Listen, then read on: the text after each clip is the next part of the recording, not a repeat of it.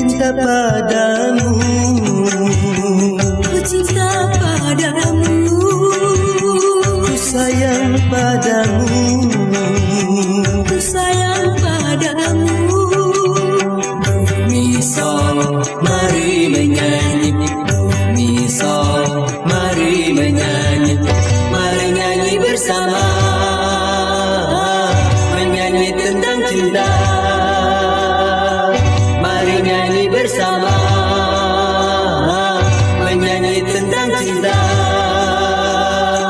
Ku cinta padamu, Ku cinta padamu, ku sayang padamu,